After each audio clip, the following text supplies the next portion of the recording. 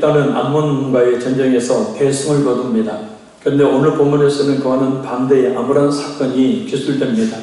바로 에브라임 지파 사람들이 암몬 자손과의 전쟁에서 대승을 거둔 입다의 공을 시기한 나머지 같은 동족끼리 서로 싸우고 죽이는 동족 상잔의 그런 비극이 벌어지는 장면입니다. 구체적으로 어떤 일이 벌어졌는지, 그리고 그 시기의 결과가 어떻게 나타났고 이 사건이 우리와 또 우리 교회에 주는 교훈은 무엇인지 살펴보기 원합니다. 성령 하나님께서 역사해 주심으로 큰 은혜의 시간이 되기를 간절히 바랍니다. 우리 1절 다시 한번 같이 읽겠습니다.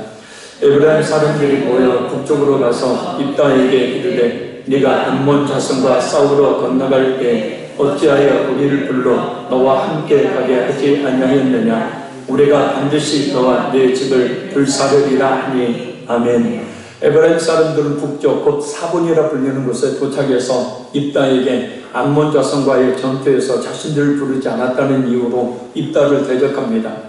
그러면서 우리가 반드시 너와 네 집을 불사르리라고 입다와 그의 가족들을 완전히 멸망시키겠다고 위협을 합니다. 에브라임 지파가 명예욕과 우월감에 사로잡힌 지파라는 것은 이미 사사기 8장 1절에서 3절을 보면 이미 기드온의 업적을 가르치는 것을 통해서도 드러냈었습니다. 똑같은 말을 하는 거예요. 그런데 그들은 오랜 세월이 지난 지금까지도 그런 태도를 버리지를 못하고 있습니다. 참 사람 성격 하나 바꾸는 게 개인적으로 보면 참 어려운 일이에요. 그죠?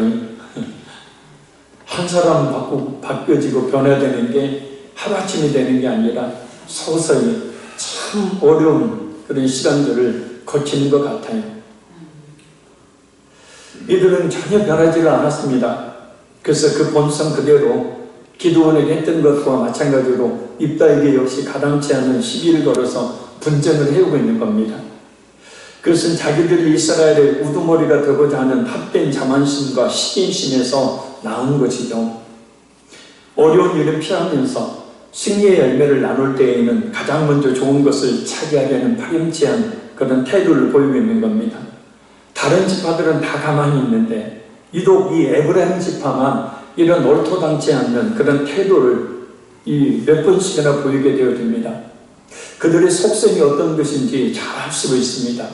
꼭 이런 사람들이 있죠. 어려운 일을 피하면서 그 어려운 일을 성취했을 때 그분이 숟가락 살짝 없는 가로채려고 하는 양심 없는 사람들 말입니다. 그것을 통해 자신의 존재감을 드러내려고 하는 사람들 말입니다. 그러나 사람들은 그런 것을 다 알죠. 뒤에서 욕하죠. 무엇보다 하나님은 그것을 다 알고 계시기에 그에 따르는 보응을 하시는 그런 이 역사를 이루시는 것을 볼 수 있습니다. 우리는 교회 공동체가 어려움에 빠졌을 때, 혹시 어려움에 빠졌을 때 그 어려움을 회피하지 말고 함께 해야죠. 지체라는 의미가 바로 그것 아닙니까? 자신에게 어떤 손해나 또 어려움의 일부를 감당해야 되는 몫이 돌아온다고 해도 기꺼이 함께 하는 것이 교회를 사랑하는 성도의 모습인 것입니다. 또한 교회 공동체가 어떤 문제에 부딪혔을 때도 역시 마찬가지입니다. 나 몰라라 하는 것이 아니라 니들끼리 해봐라 하는 것이 아니라 적극적으로 자신이 할 수 있는 일을 찾아서 그것이 비록 큰 일이든지 작은 일이든지 협력해야 되는 것, 그것이 바로 하나님의 뜻인 줄로 믿습니다. 왜냐하면 교회 공동체는 예수님이 자신을 실상으로 나타낸 현면이기 때문입니다. 그러니까 교회당이 아니고 화평의 교회라는 교회에 성도 한 사람 한 사람, 우리의 이 교회 공동체의 모임은 예수님이 그 몸을 나타내신 것과 같은 거라는 거예요. 할렐루야. 그래서 교회는 곧 뭐예요? 예수님의 몸이죠. 그리고 교회의 머리는 바로 예수님이시죠. 할렐루야. 그래서 교회를 위해서 마땅히 해야 될 일을 하지 않는 것 역시도 예수님께 마땅히 해야 될 일을 하지 않는 것과 같고, 마태복음 26장에 나와 있는 것처럼 결국은 하나님의 그 심판을 받게 되어지죠.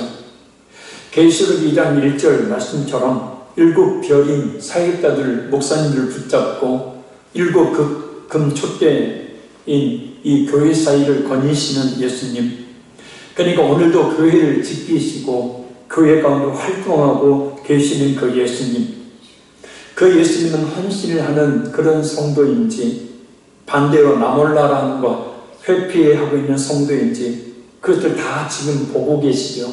다 알고 계시죠. 그에 따라서 반드시 갚아주시는 분이심을 우리가 결코 잊지 말아야 합니다. 우리 2절과 3절 두 절 말씀 같이 읽겠습니다. 입다가 그들에게 이르되 나와 내 백성이 암몬 자손과 크게 싸울 때 내가 너희를 부르되 너희가 나를 그들의 손에서 구원하지 아니한 고로 나는 너희가 도와주지 아니하는 것을 보고 내 목숨을 돌보지 아니하고 건너가서 암몬 자손을 쳤더니 여호와께서 그들을 내 손에 넘겨주셨거늘 너희가 어찌하여 오늘 내게 올라와서 나와 더불어 싸우고자 하느냐 하니라. 아멘. 에브라임 사람들의 가당치도 않는 이치 맞지 않는 그런 궤변에 입다는 그들의 주장이 부당하는 것을 지적하며 더 이릅니다. 입다의 말을 통해 알 수 있듯이 입다는 분명히 암몬 자손들과의 전투에 가장 가까운 지역에 있었던 에브라임 지파에게 도움을 요청했었습니다. 그러나 그들은 그것을 거부했었습니다. 왜요? 손해볼 것 같으니까요. 이에 입다는 암몬 자손에 비해서 극히 약한 군대를 이끌고 전투에서 승리를 했고 그것은 여호와께서 그들을 내 손에 넘겨주셨거늘 그 전적으로 하나님께서 승리하게 해주셨음을 이야기합니다. 이렇게 말하는 것은 전투에서 승리하게 하신 하나님께 영광을 돌려서 에브라임 지파로 하여금 그와 같은 협박을 하지 못하도록 또한 더 나아가서 화해를 시도하려는 목적이 있었기 때문입니다. 그렇게 이야기했으면 에브라임은 자신들이 전투에 참여해달라는 입다의 요청에 대해서 분명히 거절했으니까 나몰라라 했으니까 그것을 깨닫고 이렇게 입다를 협박하는 짓을 하지 말았어야 합니다. 또한 입다의 이러한 사실 설명을 듣고 무엇보다 하나님께서 전투에서 승리하게 해주셨음을 알고 겸손하게 돌아서야 했습니다.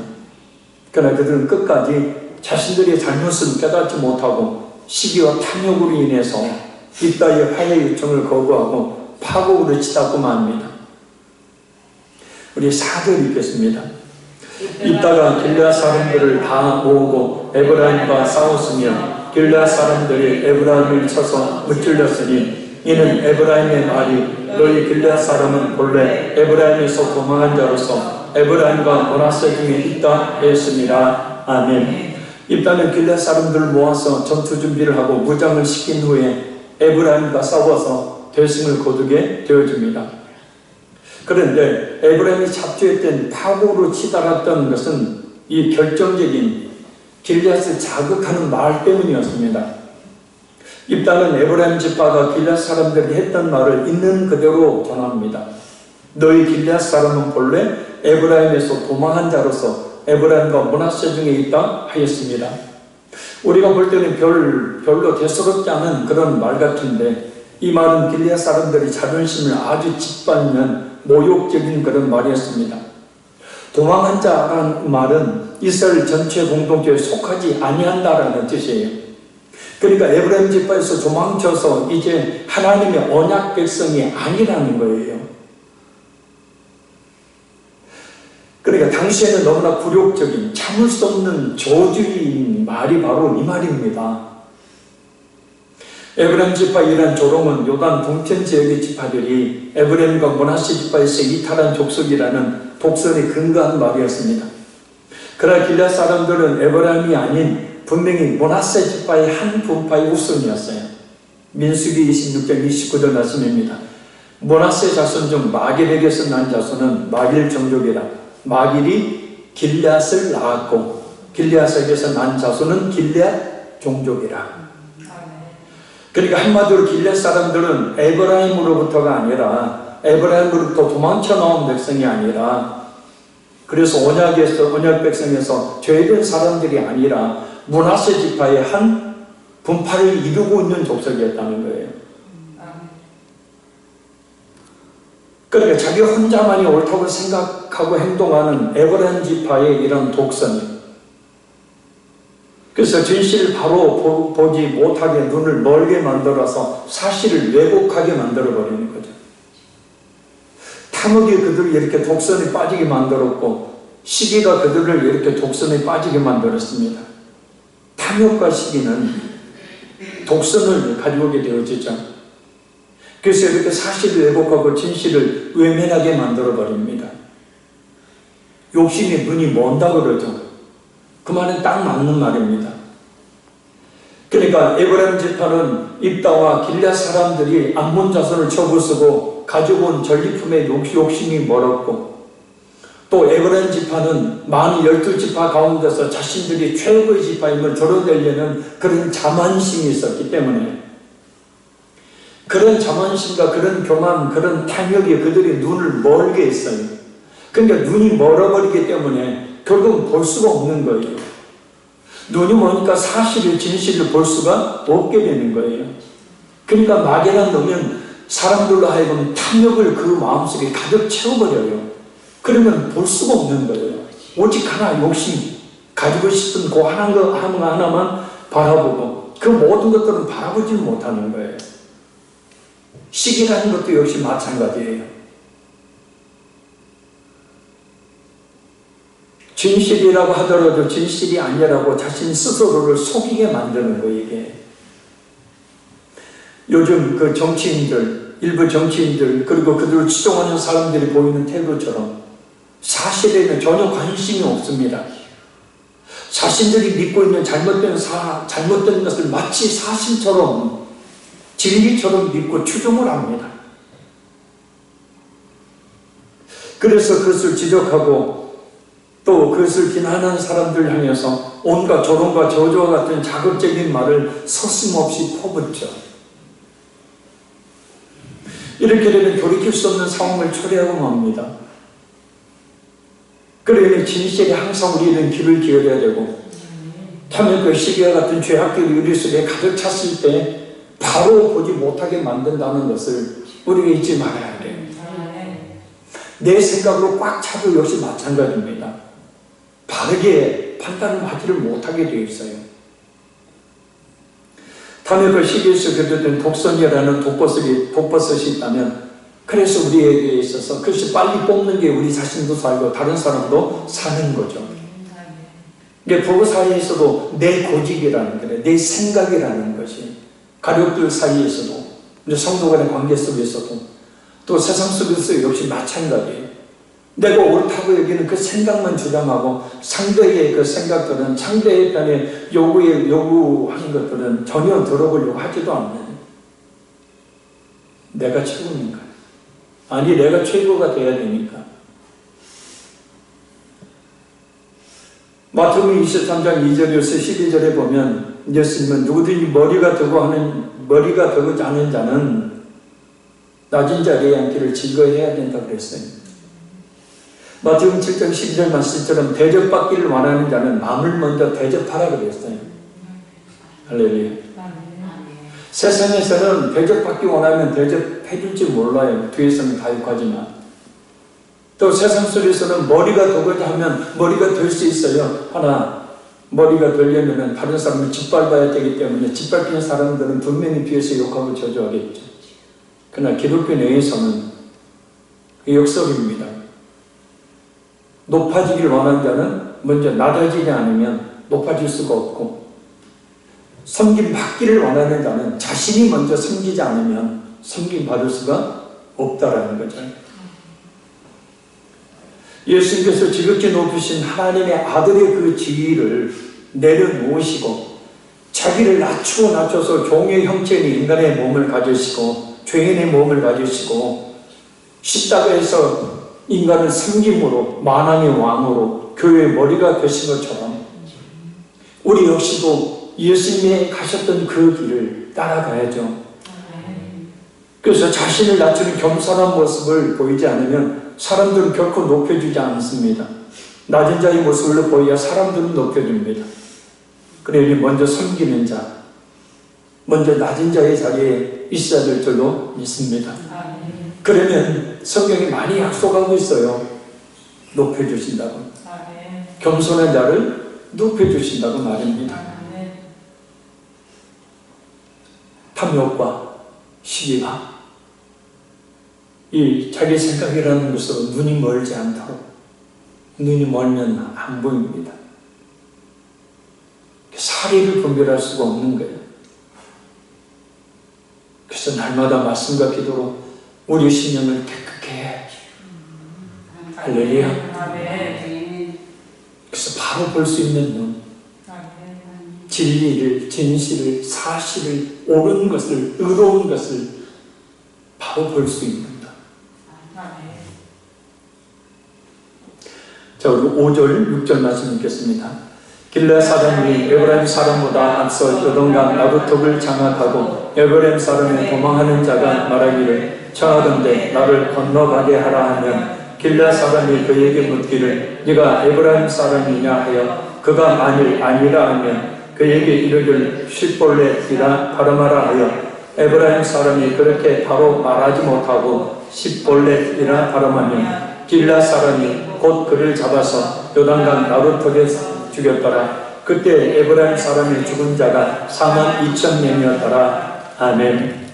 입다는 에브라임 지파를 공격해서 에브라임 사람 42,000명을 죽이고 평정을 되찾습니다. 시기의 결과가 이 엄청난 사망의 결과를 낳은 거예요. 그 자만심의 결과가, 그 탐욕의 결과가 이렇게 엄청난 사망의 결과를 낳은 거죠. 그런데 에브라임 지파를 끝까지 패배시키는 방법이 참 절묘합니다. 에브라임 지파를 패배시킨 길르앗 군사들은 요단강 나루턱, 곧 에브라임 지파가 도망갈 수 있는 퇴로를 차단하고 그것을 점령하고 있습니다. 이제 예를 들면 이 한강을 건너야 되는데 그 한강을 건너는 나루턱, 배가 있는 나루턱이 하나밖에 없다고 치면 그것을 점령하고 있는 것과 같아요. 그리고 에브라임 사람의 도망하는 자, 곧 패잔병들이 자신들이 패잔병이 아닌 척하며 요단강을 건너가게 해달라고 할 때 네가 에브라임 사람이냐? 라고 묻습니다. 만일 아니라고 말하면 쉿볼렛이라고 발음을 해보라고 합니다. 왜냐하면 에브라임 사람은 쉿볼렛이라고 발음을 하지 못하고 십볼렛이라고 발음을 하기 때문이라는 거예요. 그러니까 십볼렛이라고 이야기하면 에브라임 사람이기 때문에 요단강 나루턱에서 그들을 죽입니다. 에브라임 지파는 이스라엘 다른 지파와 같은 언어를 사용을 했지만 히브리 문자인 이 쉰이라는 말에 이 쉬를 발음을 못하고요. 히브리 문자인 이 사멕이라는 말이 이 단어가 있어요. 그것이 이게 첫 S예요. 스.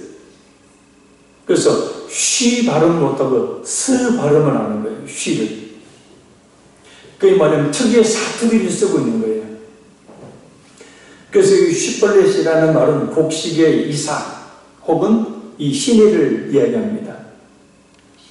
그래서 쉿볼렛이라고 발음을 해냈는데 십볼렛이라고 발음을 하는 거예요. 이게 마치 경상도 사람들이 우리는 쌀 쉽게 발음하는데 살 이렇게 발음하는 것과 비슷한 거죠. 별 차이 없는 것 같은데. 결과적으로 길르앗의 전투에서 죽은 에브라임 사람의 수가 총 42,000명이나 됩니다. 에브라임의 패배는 야고보서 1장 10절 말씀을 떠오르게 합니다. 욕심이 인티한 적 죄를 낳고 죄가 장상한 적 사망을 낳느니라. 아멘. 에브라임 지파의 그 전투의 공을 가로채려는 욕심이 길르앗 사람들을 시기하고 조롱하는 죄를 낳았고 그 죄가 결국 42,000명이 죽는 사망이라는 결과를 낳았기 때문입니다. 또 한 가지 이 에브라임 사람들의 태도를 정확하게 지적하는 말씀이 있습니다. 우리 다 같이 야고보서 3장 14절에서 16절 말씀을 찾아서 읽고 그곳에서 성경을 잠시 펴놓으시기 바랍니다. 야고보서 3장 14절에서 16절입니다.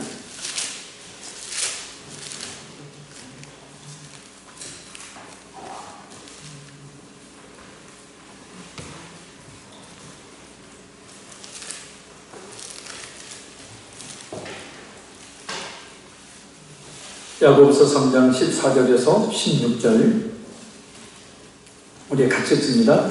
그러나 너희 마음속에 독한 시기와 다툼이 있으면 자랑하지 말라. 진리를 거슬러 거짓말하지 말라. 이러한 죄는 위로부터 내려오는 것이 아니요 땅 위의 것이요 정욕의 것이요 귀신의 것이니 시기와 다툼이 있는 곳에는 혼란과 모든 악한 일이 있습니다. 아멘. 정확하게 에브라임 지파의 그 태도를 정확하게 또 그 태도의 결과가 어떤 것인지를 정확하게 말씀하고 있죠. 오늘 본문과 깊은 관계가 있기 때문에 이 말씀을 잠시 살펴봅니다. 독한 시기는 온유와 반대로 다른 세상인을 시기하고 비방하며 흠을 잡는 것을 이야기하죠. 자, 시기는 샘을 내서 미워하는 것을 말합니다. 다른 사람 잘 되는 것, 샘을 내서 미워하는 것, 이게 시기고, 비방은 남을 헐뜯어 말하는 것, 헐뜯는 것은 남을 흠을 잡아서 나쁘게 말하는 것, 흠 잡는 것은 남의 흠을 들추어내는 것. 그러니까 남이 잘 되는 것 보고 샘나서 미워하는 것, 다른 사람의 흠을 들춰내서 나쁘게 말하는 것이 바로 독한 시기예요. 에브라임 지파 사람들이 입다와 길앗 사람들 향해 가졌던 것이 바로 이 독한 시기죠. 이 독한 시기는 우리 기독교인들이 가져야 될 그런 것이 아닙니다. 이 시기는 반드시 다툼을 일으키게 되어 있어요.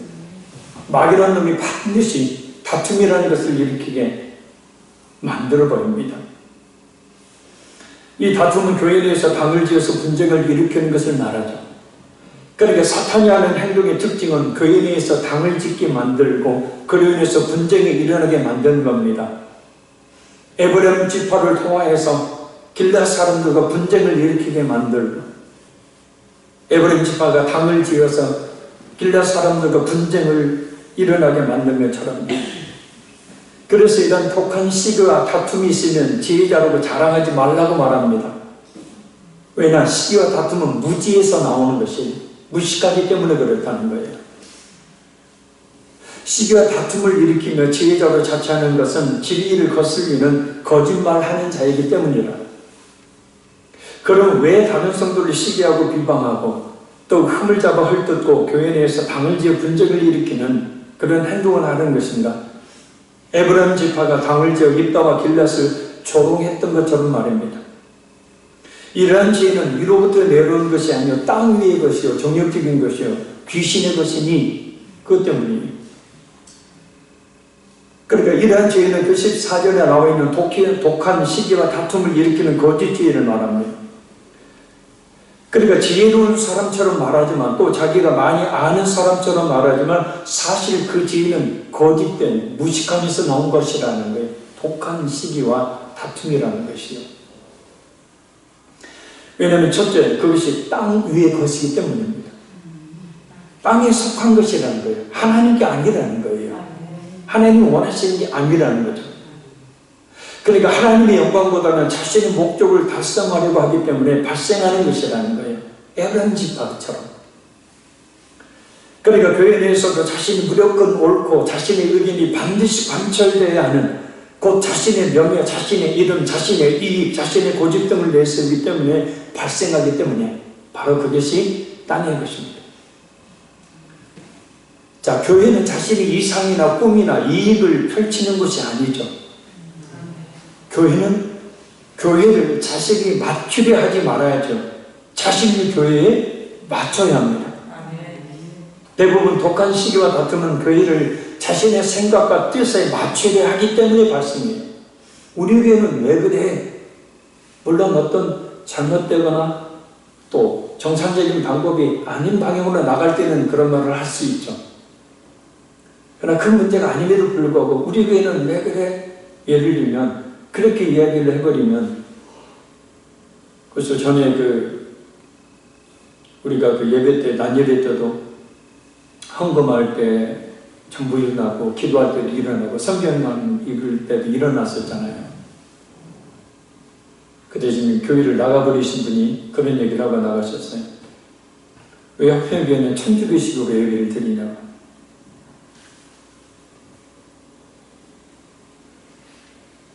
예배가 뭔지를 모르니까 그러죠. 그냥 그동안 가지고 있었던 예배의 습관에 익숙해서 자기 생각에 꽉 사로잡혀서 진짜 하나님 앞에 우리가 온 마음을 드리는 예배의 형식을 우리가 좀 더 가지자 하는 의미로 그렇게 했었는데 그게 나가버리니까 다시 주저앉았죠. 우리가 또 어쩔 수 없이 또 천주의식을 한다고 얘기할까봐 누군가 한심한 일입니다. 자, 자신을 교회에 맞춰라. 아멘? 아멘. 교회를 자신에게 맞추려고 하지 말고 우리 교회 왜 그래 이렇게 하지 말고 우리 교회는 이러니까. 자, 단서가 있습니다. 비정상적인 방향으로 나가거나 잘못된 방향으로 나갈 때는 분명히 그렇게 이야기를 하고 고쳐 나가야 되겠지만 그렇지 않을 경우에 뒤에서 그런 얘기 할 것이 아니라 자신의 교회에 맞춰서 자신을 희생하는 것이 교회예요. 아멘. 교회가 머리가 되신 예수님이 그렇게 하셨던 것처럼 말입니다. 아멘. 둘째는 정욕적인 것이기 때문입니다. 이 정욕은 세상의 안위와 쾌락을 탐하는 육체적인 삶을 이야기합니다. 그러니까 거듭나지 않는 사람의 모습으로 동물과 같은 본능으로 살아가는 것을 뜻한다는 원의 의미가 있어요. 그러니까 사람인데 동물처럼 산다는 거예요. 이게 정욕의 것이에요. 그래서 다른 성도를 시기하고 비방하며 흠잡아 헐뜯고 교회 내에서 당지와 분쟁을 일으키는 독한 시기, 이것은 철저하게 세상적인 냄새를 풍기는 것이고 그것은 결국 정욕적인 것이기 때문에 동물과 같은 모습의 행동이라는 것이 제 말이 아니고 원어의 뜻입니다. 셋째는 귀신의 것이기 때문입니다. 다른 성도를 시기하고 비방이 있어 흠잡고 헐뜯고 교회 내에서 당지와 분쟁을 일으키는 독한 시기와 같으면 교회를 하나 되게 하지 못하게 하는 것이잖아요. 교회를 해야 하는 짓이잖아요. 그죠? 그러니까 악한 영역에서 비롯된 거예요. 귀신 짓이라는 거예요. 그게 귀신이 그 사람 배후에서 그 사람의 생각을 통해서 역사하는 거예요. 근데 본인은 그걸 모르죠. 자신의 생각 옳은 것으로 여기죠. 에브라임 지파처럼 그 자만심 때문에 그 시기와 탐욕 때문에 자신들을 드러내려고 하는 우리가 가장 큰 지파야, 우리가 제일 힘이 센 지파야라는 것을 드러내려고 하는 그 자만심 때문에. 그래서요, 악한 마귀라는 지금도 이 교회에 적용시키는 이유는 바로 뭐냐면 에브라임 지파와 길앗은 같은 동족이기 때문이에요. 그죠? 그래서 우리는 결코 그 악한 영역들은 불의의 도구가 되어서는 안 됩니다. 그래서 H.Gen이라는 목사님이 이런 말을 했어요. 지옥으로 내려가는 사닥다리에는 세 개의 계단이 있다. 첫째 계단에는 세상적이요 라고 기록되어 있고, 둘째 계단에는 정욕적이요, 그리고 지옥 문 앞에 있는 셋째 계단에는 마귀적이요 라고 기록되어 있다. 그러니까 점점점 이 세상적인 사람이 정욕에 빠지게 되고 결국은 마귀의 도구가 되어서 그 끝은 뭐예요? 멸망이라는 거죠. 그러니까 어떻게 보면 영적으로 보면 지금 마귀라는 놈이 지금 에브라임 지파의 배후에서 지금 그렇게 역사를 해서 서로 물고 죽이는, 서로 전쟁을 해서 서로 죽이는 동족상절의 비극을 일으킨 거잖아요. 마귀에게 속지 말아야 합니다. 마귀의 도구가 되지 말아야 되죠. 이게 정신 바짝 차리지 않으면 목사님 저도 마찬가지고요. 누구든지 예의 없어요. 그리스도인들이 표적이 되니까요. 특별히 중직자들은 더더욱더 마귀가 표적으로 삼고 있으니까요. 그 사람 하나 넘어뜨리면 그 교회에 넘어지는 것은 쉽잖아요. 그래서 교회 분쟁이 인해서 두 조각, 세 조각 나는 그런 교회들 지금도 꼭 한 사람 때문이에요. 그 한 사람 때문에 그 교회가 이렇게 박살이 나요.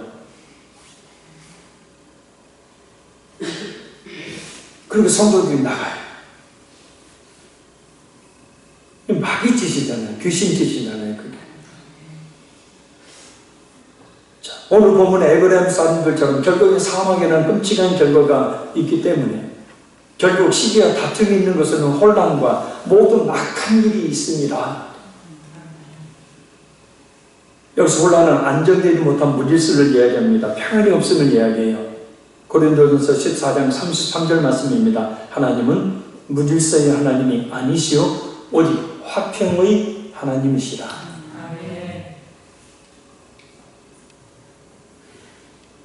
그래서 우리는 그런 시기하고 다툼 일으키는 탐욕적이고 정욕적인 사람들과 같이 따르지도 말고 같이 서지도 말고 같이 앉아 동조하지도 말아야 합니다. 그것은 결국 교회를 해하는 일로 이어지고 귀신에게 속아 귀신의 도구가 되는 일, 결국 사망의 결과가 따르게 됩니다.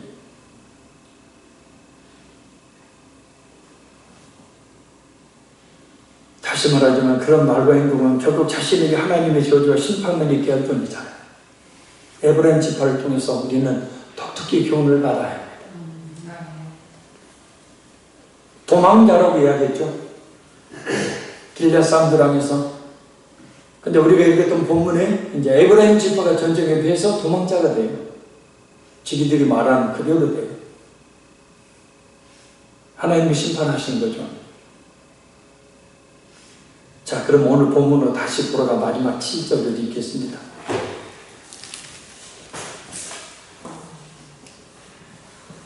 7절부터 같이 읽습니다. 입다가 이스라엘 사사가 된 지 6년이라 길앗 사람 입다가 죽음에 길앗에 있는 그의 성읍에 장사되었더라. 아멘. 입다는 사사가 된 지 6년 만에 죽어서 길앗 성읍에 장사됩니다. 70인역 성경에 하면 길앗의 미스베라는 장소로 구체적으로 언급하고 있습니다. 그 뭐냐면 자신이 살았던 곳에 장사가 됩니다.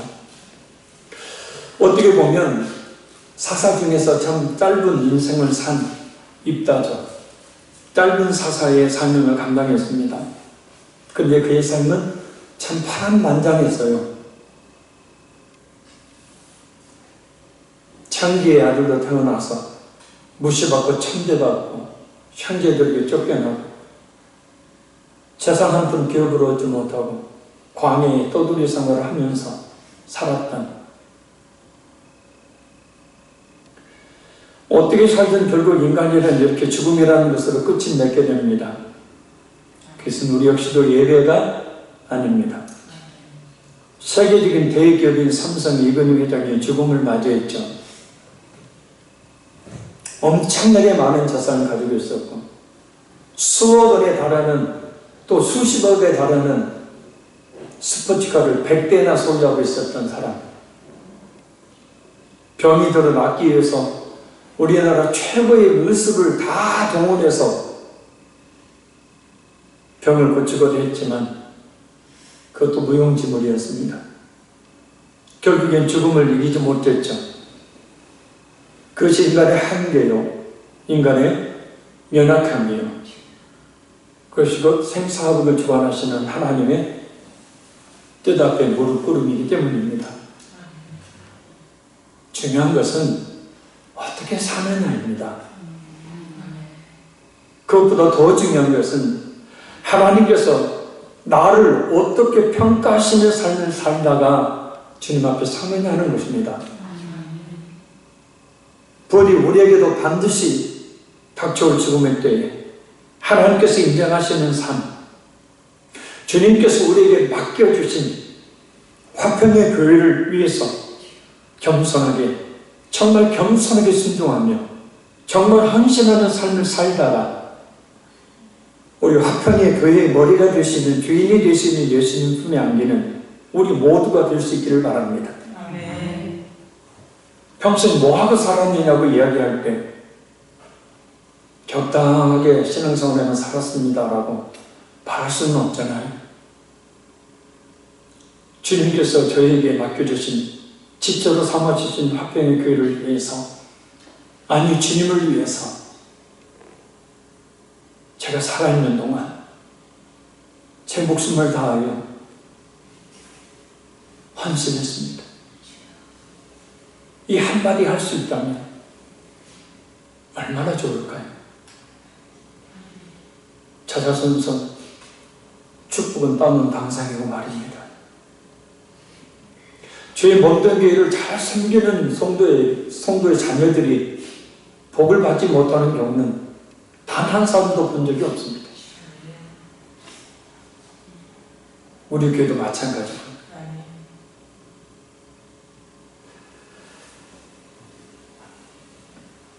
저도 몇 번 죽음을 맞닥뜨린 상황들이 있었지만 최근에 한번 급속도로 건강이 악화된 상황 속에서 잠시 잊어버렸던 그 죽음의 순간을 떠올려 봤습니다. 지금 곧 죽음을 맞게 되면 나는 주님 앞에 설 수 있을까? 구원의 확신이 없어서 그런 게 아니라 부대에 가는 것이 뭐가 있나? 그것이 계기가 돼서 다시 정신이 번쩍 들더라고요.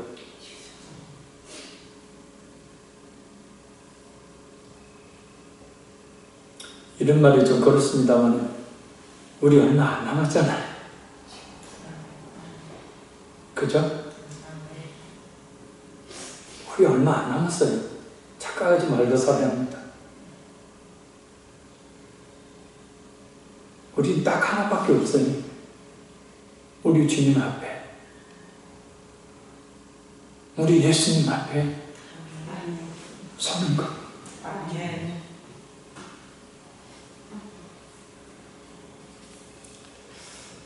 결론적으로 말씀드립니다. 우리는 교회 공동체가 어려움에 빠졌을 때, 또 어떤 문제에 부딪혔을 때 그것을 회피하지 말고 함께 해야 합니다. 우리 자신에게 손해나 어려움의 일부를 감당해야 되는 몫이 주어진다 해도 그거에 함께 해야 합니다. 나 몰라라 하지 말고 적극적으로 자신이 할 수 있는 일을 찾아 협력해야 합니다. 왜냐하면 그 일을 위한 모든 헌신과 충성과 마음씀은 사람에게 하는 것이 아닌 곧 예수님께 하는 것이기 때문입니다.